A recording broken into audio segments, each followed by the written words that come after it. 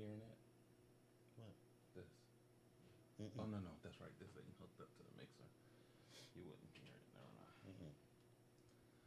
So I won't know when we're on. Yeah. Greg is there.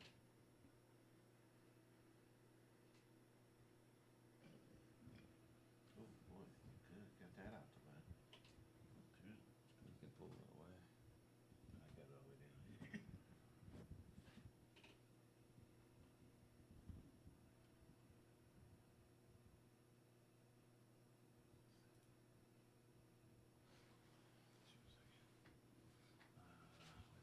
I can put this up here, Dad. Is all this good for you? Move that out of. Yeah, so you can move freely. This over, that over. That could be like that. Yep, this is good.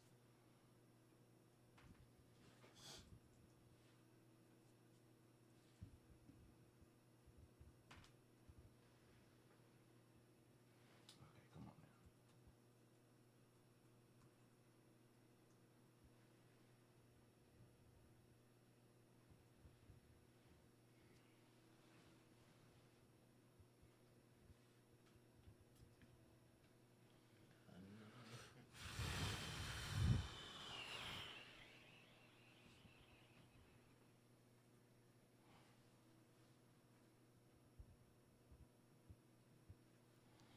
Okay, let me get my people. I told them 20.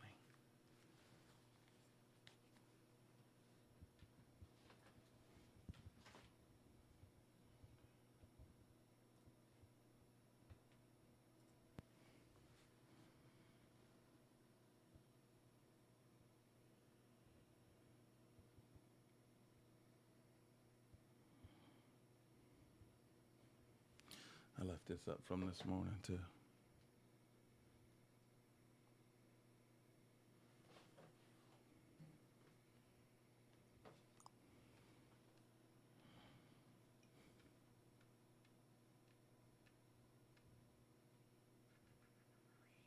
Oh, that's your.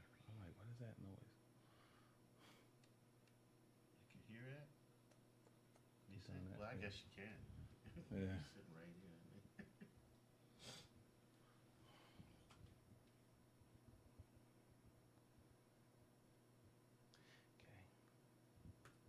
Let's give George a little bit of time.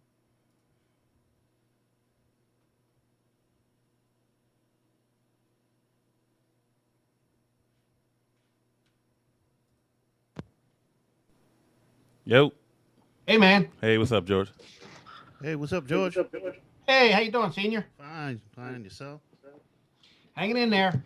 Hey, do you have it sounds like there's an echo on. How about now? Move in a little closer. Okay. Test, test, test. Test, test, test. Go ahead, you do Sounds it. sharp to me. Yeah, that's better. Ready for the competition this weekend, George? About as ready as I'm going to get. I got to get my knives sharpened and a few little last minute items, and I'll be ready to roll. Hopefully, we're going to get out of here early Friday morning. Okay. Man, I know Wednesday, that's the day you say, well, what did I forget? Well, that's it. I made my list and I looked at it, and it's so short. I'm thinking, I know I've forgotten something. Right.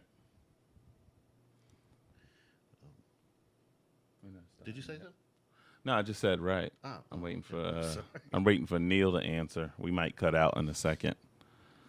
Looks like Chad is not available yet. Yeah, we're doing something different today, George. Me and him are sitting together this time. Oh, okay. This is going to be interesting. Hold on to your wallet there, Senior.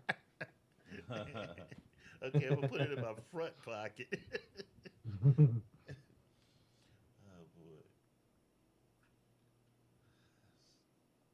See, now we're getting ready to go live right there. So who's hosting the shot this weekend? I saw it, but I can't remember. I tell you what, anymore, Senior, I get trouble remembering my last name. I got too many balls in the air, buddy. I know what you mean. Sometimes I wonder if I'm going to remember my way home. Mm-hmm. I usually leave pieces of corn so I can Piece of find my corn. way home. So, hello everybody from the Outdoor Cooking Channel. We're just trying to get the rest of our guests on for our 8:30 start. So you'll just hear a little bit of chat from us until we can get everybody on board. Looks like Neil's ready. Sorry about that.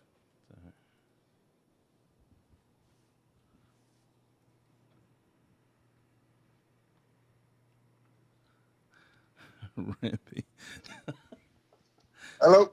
Yo. Yo. What's up? Walk in the house. Okay, we got Neil and George. Well, Hey. I was Neil, out shopping. Just walked in. Hey Neil, Rimpy asks, is this Outdoor Cooking Channel or is this BET?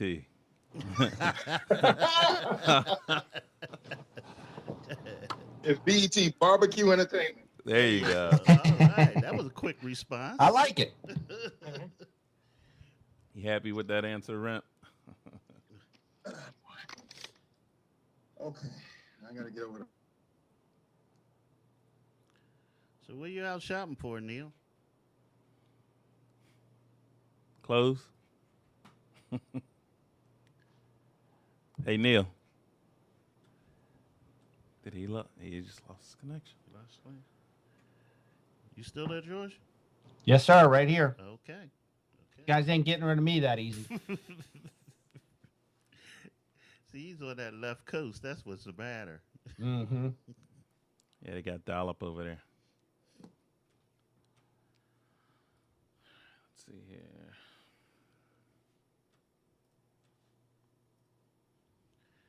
So, any word about getting out earlier out of that contest?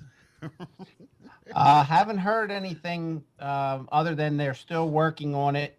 My guess is, I think they're just gonna wait and see what the crowd situation is.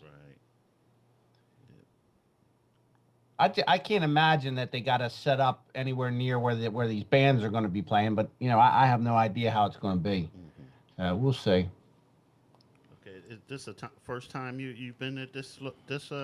Yeah, this is the first time for this contest, this is the first year time. contest. Oh, okay. Well, you know what you're gonna have to do, right, George? Before the Not a contest. game, not a game, not a game. We talking about practice. We get plenty of practice in, though. I'm going to be ready to. I just can't imagine that there's going to be anything for people to see after the awards, except for a bunch of guys sitting around sleeping in their trucks, maybe. Yeah, once you see those, you see them putting the fire out, and taking the easy ups down. It's over. It's a wrap. Yep. That's right. It's a wrap. Throwing out the red cups. That's about it. Yep. All right, just trying to get Neil back. Looks like that's who we're gonna go with. Chad looks like he's not available at the moment.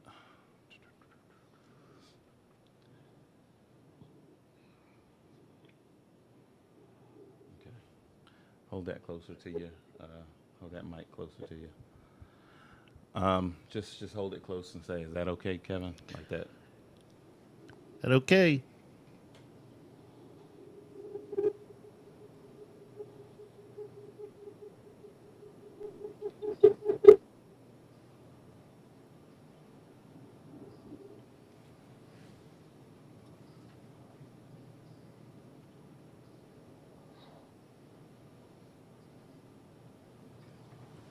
I just turned seniors. Kevin, I just turned seniors mic up. Try it again. Unos, dos, tres, cuatro. Is that good, Kevin? See what 4 years of Spanish I give you? Very good. I could go to 10. I am impressed. I just can't spell it, though.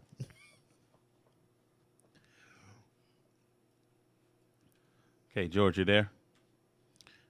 Just lost George. Lost George? Yeah. Wow.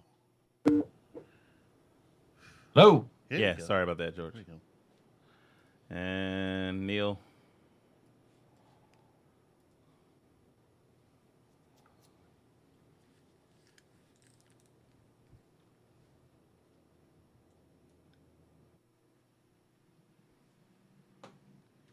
Okay, trying again. All right, Neil, we're getting ready to go here. All right, Neil and George, everybody there? Oh, I got an echo. All present and accounted for. Neil, is your headset working? Like, do you have it plugged in? Oh, wait, are you on the Outdoor Cooking Network as well? Yeah, I was trying to go there. Well, no. If you're there, just close it. Okay. Maybe that might be what's causing our echo. What about? Okay. Do you hear me? Yep, that's Okay. good. No Yes, echo. that was it. Yep, that was it. All right, let's get started here, guys.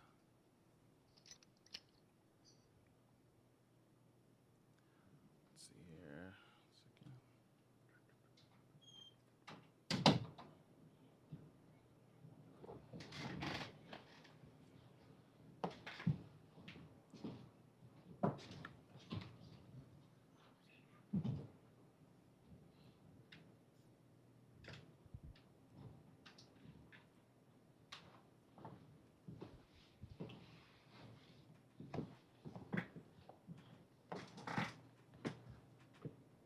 Just bear with us just a moment.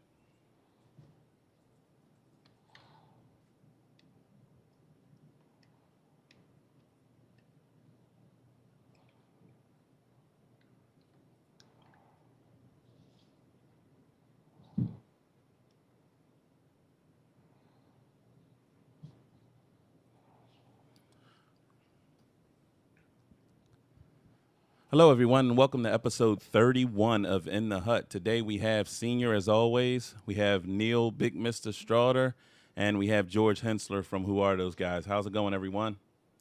Doing well. Good evening. Good evening. All right. Hey. First thing I wanted to talk about. I want to say hi to everybody on the Outdoor Cooking channel. This is our first live broadcast of our podcast. We're happy to have you guys aboard, and we hope to eventually get this to a weekly thing so we can secure that 8:30 slot there. Next topic I want to talk about. Actually, I'm going to skip one of our topics and put it off to the last of it from you guys' outline. But I want to talk about this deal with the KCBS judge drinking on the job. Senior, have you heard anything about this? Yeah, it's been around the the forums about the guys drinking on the job, and some people have a problem with it, and I guess if you get low scores like I do, you probably would have a problem with that, But then again, it gives me a good excuse, I mean, the judging starts like at 12 o'clock, so. You figure, man, you could wait till after 1:30 when the last, turn-in is in. But, some people have a real problem with it, and it's getting a lot of talk, because you put a lot of effort and money and time into this thing, and you want this, you want your product to be judged properly. I don't know what's going to become of it, but it is real interesting, though. Hey, George, what's your thoughts on that, or have you heard of it? I too have heard the chatter on the forums, and I haven't read a lot about it. I've read a little bit. My position, I suppose, would be in the face of it. I don't have a real problem with with a judge having a beer before he judges at a contest. However, going along with what Senior said, everybody. All the competitors put a lot of time and effort into their presentation and into their product. If you could easily say that you're limited to a couple of beers or one beer or something like that, to me, excuse me, it makes more sense to just go ahead and say no, it's not permissible before any of the judging, just to cut out anybody trying to push the envelope. And I just think that would be an easier way to go about it. And again, it's fairly early in the day when most of the contests begin, so I don't really think you're putting a cramp in anybody's style by asking them to wait till 1:30 before they crack the top on a cold beer. But overall, I think it's probably a good idea to say nay. Okay, what's your thoughts, Neil? First off, I would say that they shouldn't do it because one, it can alter their palate.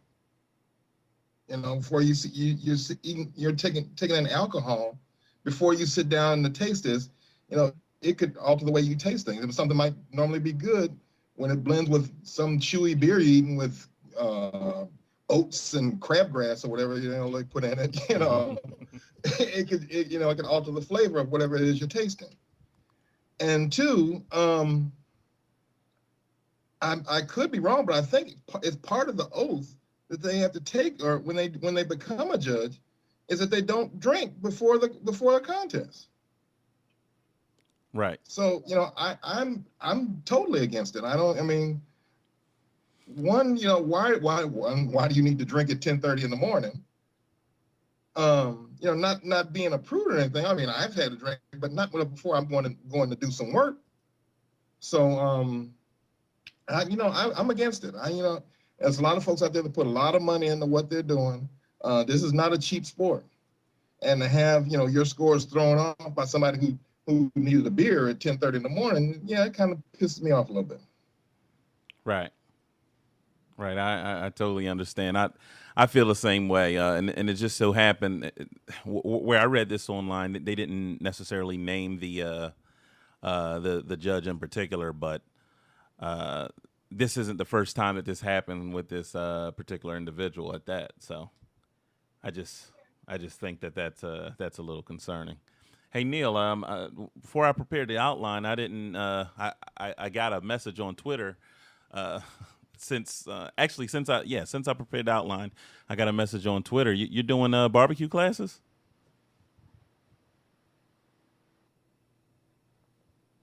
Neil, you there?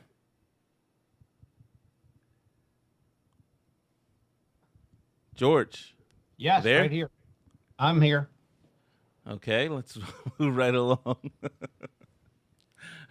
Okay. I want to say something about the judges again. The next time I get a 6, I'm going to say the judge was drinking. That's going to be my new line. The next time I get a 6, right? That's all I got to say. Wait about a that. minute. When did we ever get a 6? I don't know what you're talking about. No comment now. So the next thing I wanted to get into, George, are you there? Looks like we dropped George as well. How you hanging up on everybody? I'm hanging up on everybody. Yeah. Got George from the East Coast, you got Mister from the West Coast, and you done hung up on both of them. Man, this is not. You didn't like what they were saying or something? Let's see if we can get Neil back. Junior. Oh, George. there we go. Yes, I'm here. Neil, you back? Yeah.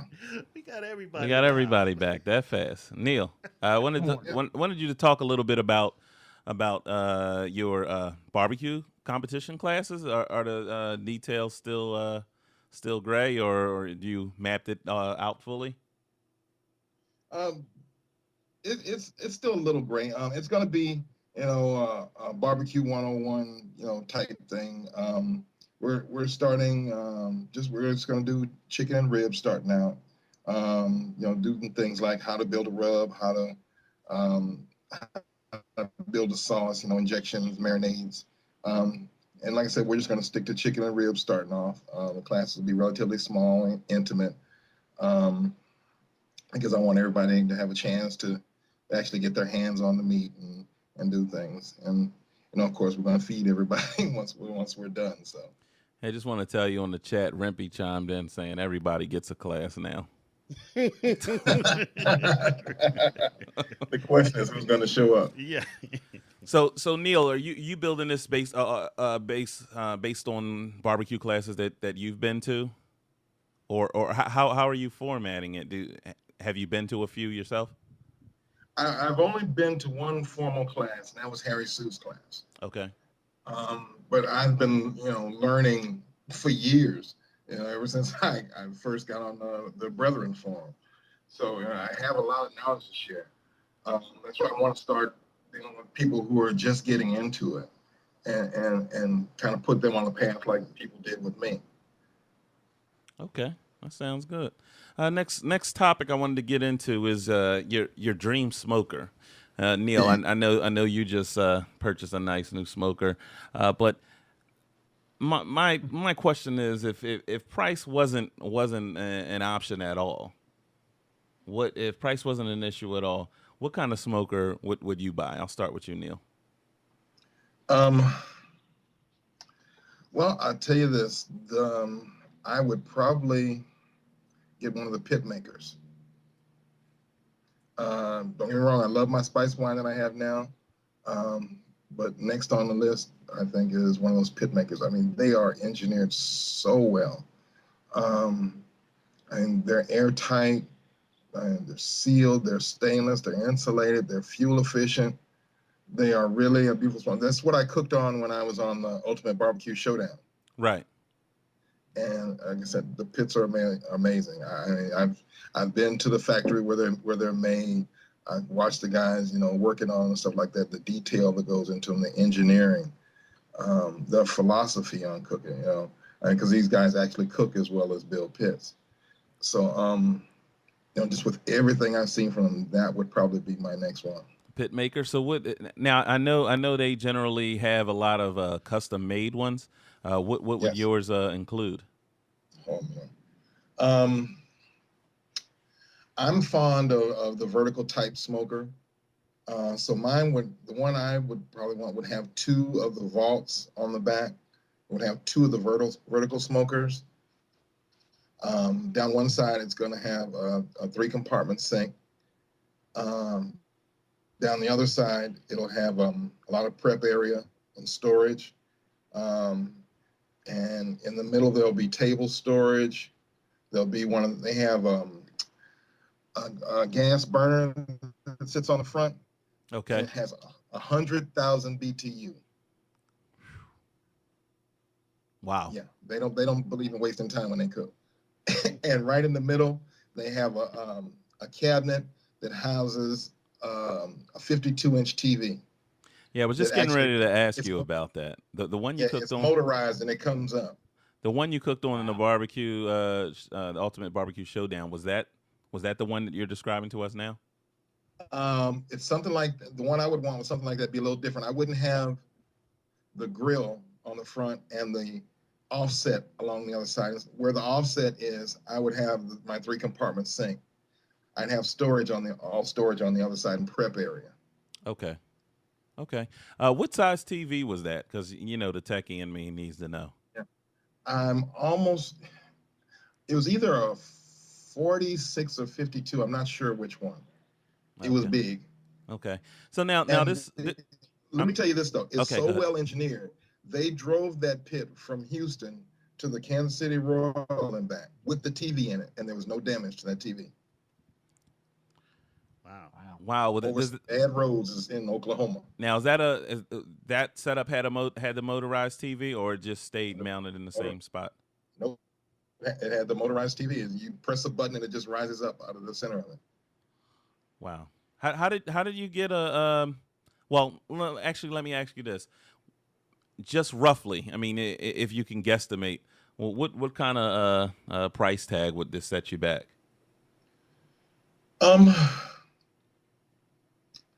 I'm guessing with everything that I wanted on it, including all the little fine details and all the stainless steel and all stuff, I'm thinking it's going to be somewhere between 17 and 20,000. Is that all? Yeah, that's all. Chump change. Might as well get two of them. Yeah, might as well get two. Yes, I'm accepting donations. They got a website out there, Kickstarter. That should help you out a little bit there. Oh, okay. George, what would be your dream smoker with the price being no option, no issue? I mean, After I heard about Neil's, I kind of wish I'd have went first on this one. But I tell you, a dream smoker for me right now would I just got one of those Onyx ovens from Guru, and I really like that cooker. I'd like to see that thing a little bit bigger, about the size of like the Backwoods competitor, something about that size. Yeah. It cooks really well. It's fuel efficient. It's insulated. It recovers really well. So my dream cooker, I suppose, isn't even made because they don't make one quite that big yet. But that's something that I'd like to see and like to have at some point. Well, I guess with price being no issue, that sounds like something that can be done, right? Sure. If price is no issue, I'll give Fred and Bob a call up there at Guru and have them whip me one up. They'll whip it right up for you too. Yep. Okay, Senior, what would your dream smoker be? Okay, well, it's not gonna be no secret what I want. I want that Jambo. Okay, I want that Jambo, and well, back in the day, I had a 70 Barracuda. It was a AAR, the Trans Am, and it was red with black stripes. So I already got the color scheme going. But like George says, I'm going to get me 2 of them Onyx ovens because I'm not going to cook on the Jambo. I'm going to just get my chamois out, and I'll just be wiping it off and smiling and stuff. And had the 2 Onyx ovens doing all the work in the background and have it make sure it's downwind of the smoke so it doesn't hit my Jambo. But I would just be out there wiping it off, and just looking pretty, you know. You know, it's better to look good than cook good. I don't know. Well, price is no object. Price then is no object. You might as well buy a new truck or a car to tow it with. Oh, you have to have a matching truck or car. Oh, yeah. Oh, have to. Yeah. There's no getting paint jobs here. You just gotta get a whole new car. So everything matches. Yeah. Hey Neil, I just wanted to ask you a few questions about Ultimate Barbecue Showdown. I think this is actually your first time with us since that show aired. Can you give us an idea about the set of the Barbecue Showdown, the behind the scenes? I remember before you and Diva mentioning how many people are on site and how many lawyers are on site, and how many things you had to, how many checkdowns that had to happen prior to them pulling the cameras on you. If they needed to check, you needed to let them know when you were going to open the pit, stuff like that. You want to share a little bit of that with us? Some of that stuff was still the same. There were a lot of people there. We were all in Houston. We were actually in the parking lot where they were having the Final Fours at Reliance Stadium. Right. And we were staying in a hotel across the street. So, we had our little initial meeting. It wasn't so much with the lawyers this time. We had all that stuff ironed out before we went on. But I was the only one who flew in. Everybody else drove in. Okay. So I went in a couple of days early because my mom lives right down the road in Galveston. So I went and stayed with her for a couple of days. And then I went over to Pitmaker there, and we did a practice cook over there, just getting ready for the show. Because, George and I, we had cooked together before, but... Neil, you there? Looks like we lost Neil again, George. Oh, we lost George, too. Oh, man. We're just hanging up on everybody tonight. So when's you going to hang up on me? Well. When's you going to hang up on me? Yeah, well, that'll be interesting because you're here. Yeah. So I don't know how to be able to do that. I wanted to ask Neil, did he learn how to back up before he opened that door and that smoke hit him in the face every time on the show? Yeah, that's got to be something else. Hey, George. Yes. We got George back. It looks like our whole Skype conversation just dropped. Oh, because I was still hearing Neil on my end. Really? Yep. Okay, just a moment. So, well, basically, Senior, Neil, it looked like he needed some goggles to me. Like I said, every time he opened that pit, he had to back up because the smoke jumped out in his face, and I was just wondering if he, learned how to open it up from a long handle stance. Yeah, definitely. I suppose I tell that whole story again, huh? No, well, not necessarily the whole story. I think about Myron and Tuffy having a fight in the middle of the set. Huh? All right. Uh-oh. No, I'm kidding. Yeah, I know you were. I think Tuffy looks a little quick. You know what I mean? He looks quick. Yeah, stick and move. Tuffy is the only person in America I know that cooks barbecue and wingtips. Like He's just clean, he's sharp. Yeah, I don't know how he does it. Oh my He God. comes out there with his shirts pressed and everything. We got spots all over our clothes and stuff. Yeah, like those shirts are definitely pressed, and I'm convinced the one that he competes in is not the one that he attend the award ceremony in. So Neil, I think we left off where you were talking about you did the practice cook with the make. I went over to the practice cook over there with George from Pitmaker, and like I said, we didn't know what to expect, so we wanted to be kind of ready for everything. Okay. So how did your practice cook go? The practice cook went good. We did it there at their shop. So the rest of his team was there, Victor and Julio and everybody else. So and my mom rode up with me. So we had a whole crew. We sat out there. Basically, we had a barbecue, and we're sharing techniques. How we trim chicken, how we trim the ribs, and some of the stuff that I was showing on the show was stuff that I had just learned from George. Like did you see me when I was trimming the ribs on the tray? Yeah. Pushing them up against the edge of the tray. Yeah. That was George's idea. I had never done that before. He showed me that to line your ribs up so when you trim it, your edges are straight. So they don't do as many KCBS contests as I do. So I was teaching them about how to trim chicken, how to trim the thighs, how to get them uniform, how to scrape the skin and stuff like that. So it was a lot of sharing of information going on between us. And once we're on set, everybody was really great. I had such a good time talking crap with Myron. There were so many things that got left out, it just didn't have time for. There was at one point, Myron came over to me. It was right after I had spilled that sauce. Mm-hmm. Myron came over and said, "I heard you was having some problems over here." And I said, "What are you talking about?" He said, "Well, I heard you spilled your sauce and you can't get your stuff together over here. I brought something that might help you out." And he gave me a copy of his book. It wasn't gonna help you that day, though. So let me ask you that: was that the spilling of the sauce? Was that staged or? No, I really spilled the sauce in that cabinet there. Ah, okay. So and the only thing around was the masterpiece.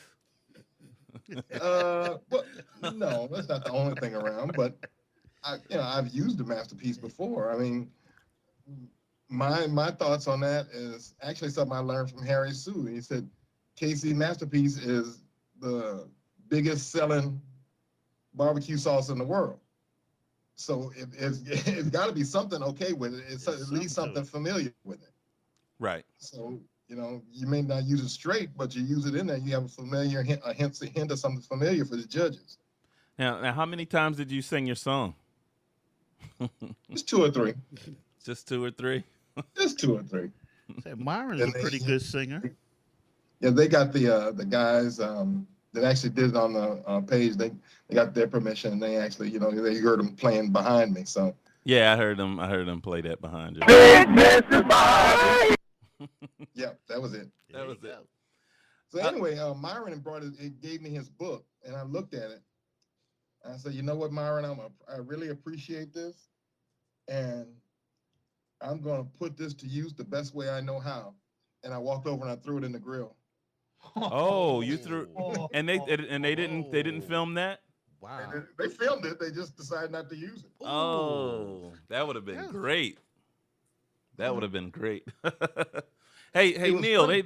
that pit maker didn't come with goggles No, didn't come because with it looked like you was ducking that smoke every time you had to open up that box. Yeah, that thing is airtight. When they say you're smoking your meat, you smoking your meat, Jack. Wow. But you get used to it. I mean, I do that every day. I do it in the spice farm when I open the door. You get hit with that blast of heat, and that smoke just shoots you right in the face. Right. It's not like one of them oilers that have the dampers that suck all the smoke out the back when you open the front door, and they don't have that. So I'll have to say, just listening to the show or watching the show rather, one of the greatest parts to me was the little banter, you guys sitting around talking smack and stuff like that. Well, I would imagine that probably was like your second favorite besides the cooking, correct? Yeah, that was fun. I mean, we just went and sat back there, and they knew what to do. They sat all of us back there and said, "You guys are going to watch this judging, and we want you to talk about it and talk to each other. Oh, and by the way, here's some beer."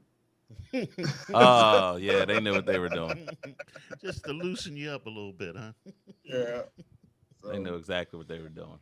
we just talked smack. I mean, there was no fee, no line. It was just, that was all us. We just, some of the parts, it was, I love Tuffy, but Tuffy didn't always cut out for smack talking because he's just so nice. And sometimes we'd say something to Tuffy and he'd get flustered and start stuttering. Couldn't get out a comeback. We just said, "Let it go, man. Let it go. Let it go." Hey, Neil, Rimpy wanted to know how much they talked about him in his show. That was the subject of conversation the whole time we were there. They couldn't stop talking about Greg Rimpy and his show. Yeah, I'm sure. Yeah. See, barbecue is all about lies. Oh. I bet it was after they said, "Good night now." It's about a good time. That's what it's about. And it seemed like you guys were really having a good time on there. But we did. And we genuinely liked each other. In fact, Myron, when we were leaving, Myron said, "Hey, big man, I want you to come and cook with me sometime. And, I'm going to put a Jack's Old South shirt on your ass." I said, "Okay." He said, "In fact, I'm coming out to cook that Vegas contest, and I want you to come cook with me." I was like, "Cool." And, I'm thinking, okay, this is TV. You don't really put much stock in the stuff you hear when you leave it until it actually happens. But he actually called me and said, "Are you still coming up to Vegas?" I said, "I will be there." And went up, cooked with him. Had a ball. He treated me like family, me and my wife. did he give you another book? No, I downloaded it off of Kindle. Now, if you throw your Kindle, or no, I know you have an iPad. Now, if you throw your iPad in a smoker, I'm gonna have to go out there and I'm gonna have to come after you. Well, now, one thing I wanted to say is Myron is definitely, I think that is definitely trumped up his persona for the cameras, because I met him at this past weekend's barbecue, Big Apple BBQ block party, and he is nothing like he portrays on TV. I'd be willing to bet that he stopped and talked to everybody that came by.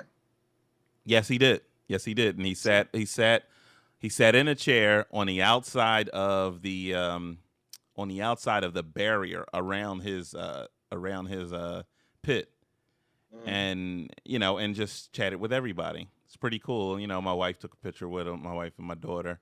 But that he's an awesome guy. And I got a few other things, like a few other pics and videos from that particular contest. I mean, not contest, but event. And that's due to be up on huckshut.com shortly. But I must say, Myron is a pretty cool guy, and I'm going to get into one other story about Chris Lilly. But before I do that, we're going to have to say goodbye to our friends at the Outdoor Cooking Channel. Looks like we're going over our half-hour time slot, so take care, everybody, at the Outdoor Cooking Channel, and you can catch up with us on our replay. But George, Neil, I spoke with Chris Lilly at the contest and asked him about Best in Smoke. So, well, I know we've heard a whole lot of stories about Best in Smoke and such, and what he told me was